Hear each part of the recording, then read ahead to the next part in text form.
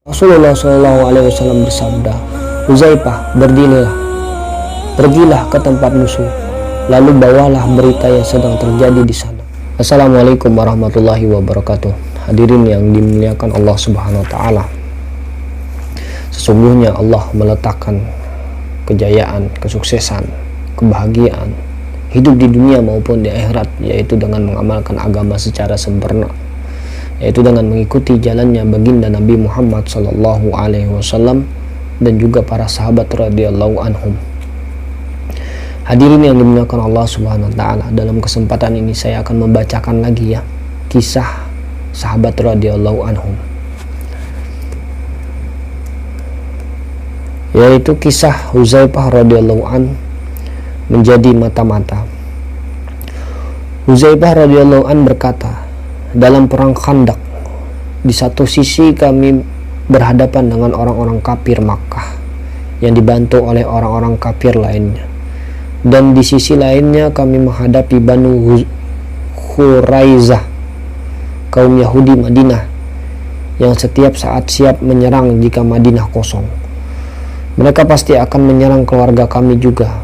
Ketika itu kami sedang menghadapi pertempuran di luar Madinah.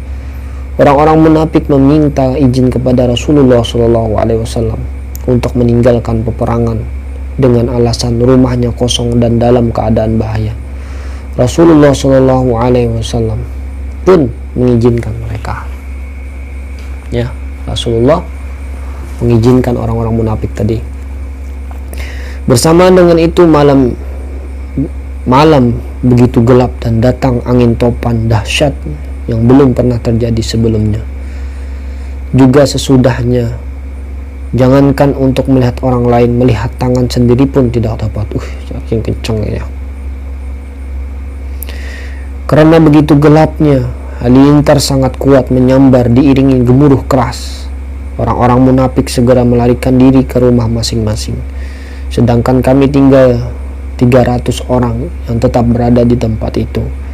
Terhadap kejadian itu Rasulullah SAW menenangkan kami satu persatu. Kemudian beliau lewat di depanku. Ketika itu aku tidak memiliki senjata untuk melawan musuh, juga tidak memiliki kain untuk berlindung dari udara dingin. Hanya ada sedikit kain yang dapat menutupi anggota badan, yang penting hingga lutut, itu pun milik istriku. Aku duduk melungkup ke tanah. Rasulullah SAW bertanya kepadaku, siapa kamu? Aku menjawab, Huzaifah. Karena dingin dan malu, aku tidak dapat berdiri. Aku tetap duduk telungkup. Rasulullah SAW bersabda, Huzaifah, pergilah ke tempat musuh, lalu bawalah berita yang sedang terjadi di sana. Pada waktu itu aku sedang sangat ketakutan dan kedinginan yang luar biasa. Namun karena demi menunaikan perintah Rasulullah SAW, aku segera pergi. Saat aku pergi, Rasulullah SAW berdoa, Ya Allah, jagalah ia dari arah depan, belakang, samping kanan dan samping kiri, dari atas dan dari bawah. Huzaifah radhiyallahu an berkata, setelah Rasulullah berdoa untukku, rasa takut langsung hilang dari diriku.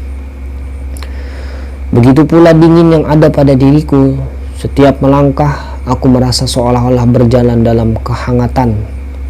Rasulullah SAW juga berpesan agar aku jangan melakukan apapun kecuali melihat dengan sembunyi-sembunyi dan memperhatikan apa yang sedang terjadi.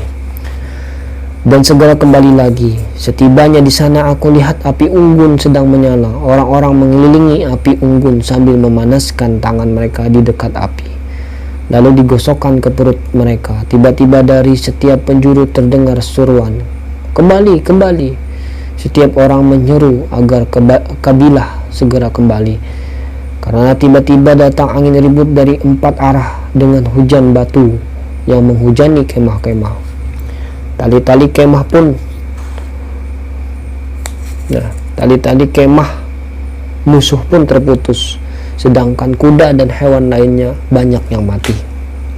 Ya. Abu Sufyan yang pada saat itu sebagai pemimpin rombongan kaum kafir sedang memanaskan kedua tangannya di atas api.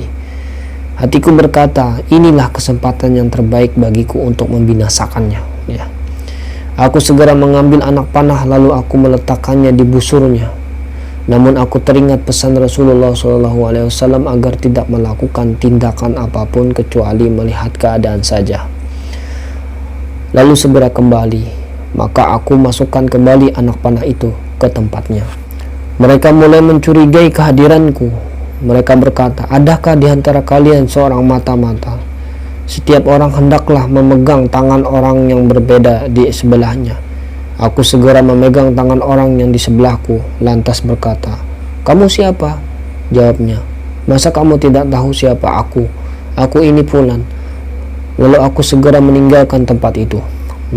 Ketika menempuh setengah perjalanan, aku bertemu dengan serombongan penunggang kuda sekitar 20 orang yang semuanya memakai serban.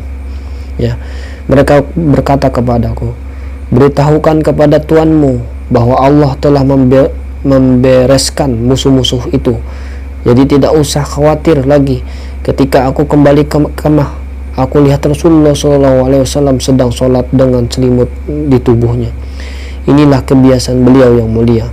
Dalam keadaan genting, beliau selalu bertawajuh dengan mendirikan sholat.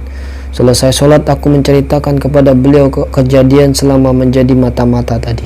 Ya, Rasulullah SAW tersenyum dengan giginya yang cemerlang.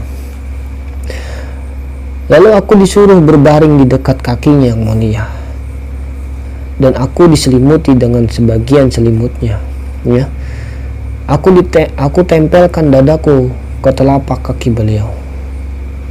Dalam kitab Durul Mansur, ya, faedah, inilah kisah keberhasilan mereka. Walaupun keadaan sulit dan susah, mereka tetap mentaati perintah Rasulullah SAW yang lebih berharga daripada jiwa, raga, dan harta mereka. Semoga kita sebagai hamba yang lemah ini diberi taufik oleh Allah untuk dapat mengikuti kehidupan mereka.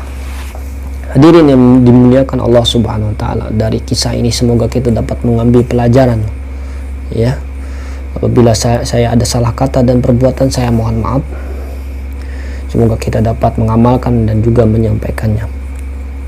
Mari kita tutup dengan doa kifaratul majelis. Subhanakallahumma wa bihamdik, asyhadu an la ilaha illa anta, astaghfiruka wa atubu ilaik. Assalamualaikum warahmatullahi wabarakatuh.